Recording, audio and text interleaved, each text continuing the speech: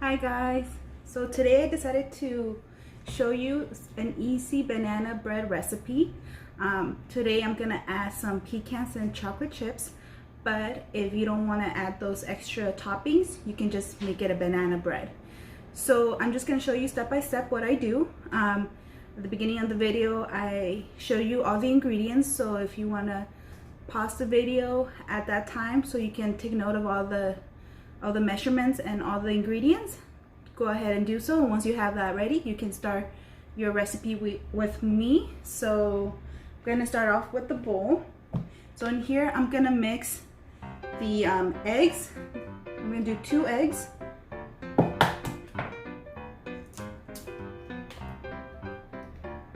Put that aside.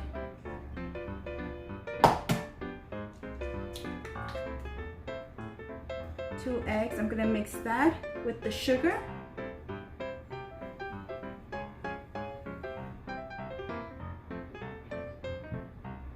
And the oil. And all the measurements I said were at the beginning, but I can also add them in the description box if you like, so you can have that.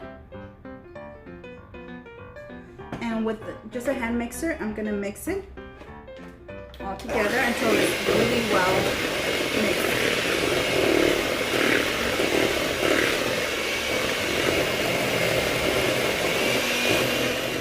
So once you mix it, it should look something like that, well mixed. And then you would mix in the bowl where we have the flour all the dry ingredients. So we'll put in the salt. We have baking powder and baking soda. You can use one of these just to mix it all in.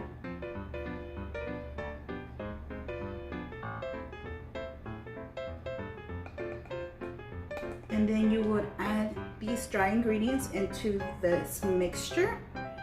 You can do little by little, just so it can be incorporated really well.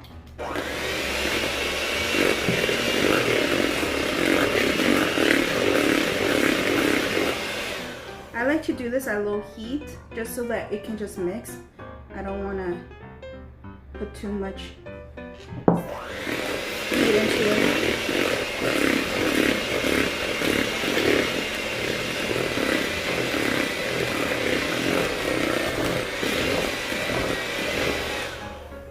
Okay.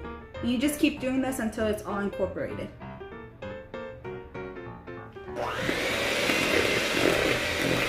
That's how it looks. As you can see, it's a little bit more dense. It's not runny. So that's what you want it to look like. So once you incorporate the wet and the dry ingredients, then you add everything else. So I like to add the bananas next.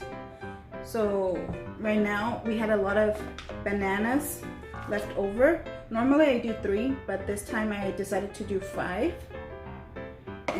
But it doesn't matter how many bananas you like. It'll just make the flavor be more intense than it is normally. So you add the bananas, then you add the milk. I use almond milk, but you can use any type of milk. The vanilla.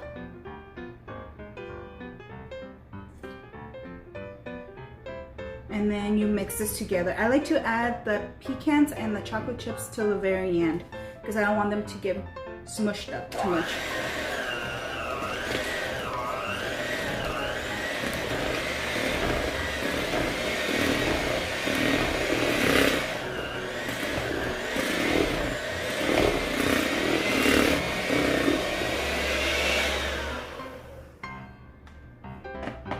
There we go. After that, that's when I add the pecans.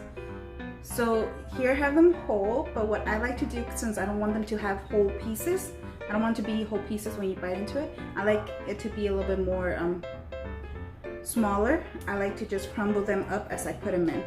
So you just grab a handful and just drop them in. They don't have to be super fine. I mean, you can chop them with like a knife if you like. But I like to do them with my hands. So instead of like a whole piece, it's now like 4 pieces. And you just do this with all of them. That way you make sure that every mouthful you take, every bite you take, you'll get at least a piece of pecan. So I'm curious to know how many of you bake? How often do you bake? Is it a hobby? Is it a lifestyle? Is it a career? I only bake usually for special occasions, here and there when I feel like it. Now I do it more because of the quarantine. But before, I used to just do it for like birthdays or holidays, holiday seasons. But since we're in quarantine right now, it gives me opportunity to bake and cook more often than I'm used to. But I really enjoy it. So yeah, so with the pecans and the chocolate chips, I don't mix it with the mixer because I think it's too harsh. So I just mix it with the little spatula. So there we go. So that's how it should look like. It's a little bit more watery, but that's okay. So once you finish with mixing all the ingredients, then you would just grab your baking pan and you can either oil it or butter it. We have a butter spray, so we butter spray it, and then you will put it in the oven at 325 degrees Fahrenheit or 350. If you do 325, you put it in for 50 to 70 minutes. If you decide to do it at 350, then you're good with 50 or 60 minutes. Less time because it is a higher temperature. But I'll list that down below if you're so you don't forget. Either one works. I'm gonna do it at 350 for 55 minutes.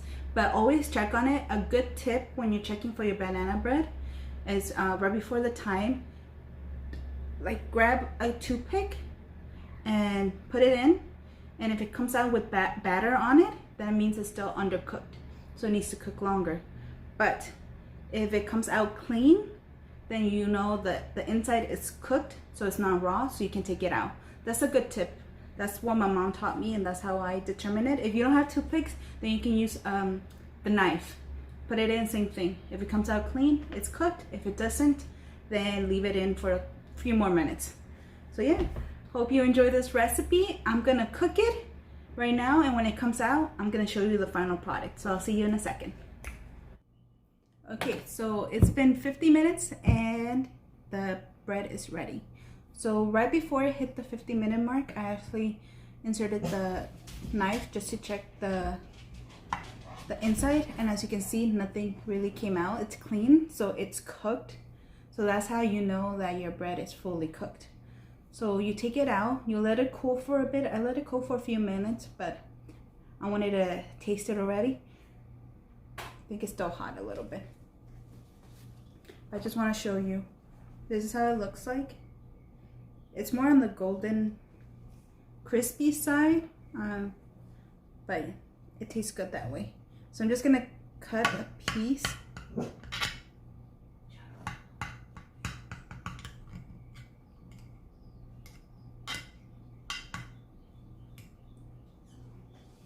So there we go. You can still see the smoke. So it's very, very fluffy and very, very hot. But let me see if I can taste it without burning my tongue.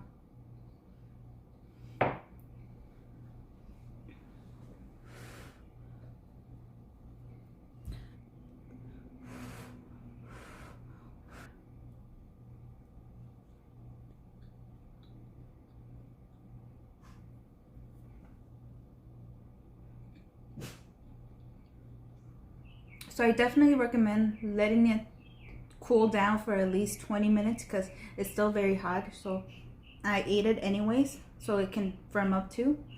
But the taste is really good and very soft.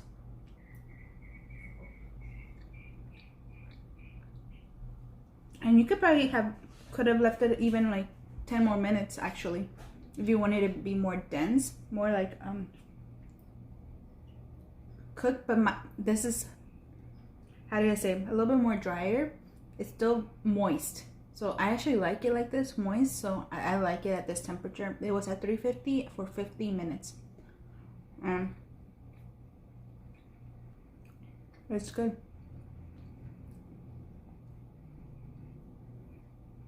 But yeah, I definitely recommend it. If you want to try it at home and see how it turned out for you, let me know if you like the recipe. If you didn't, it's okay. You can be honest with me. I understand everybody has different preferences as to how they like their bread. So I understand everybody has preferences. But if you want to try this out and you like it, let me know down in the comment section below. And I'll see you next time. Cheers.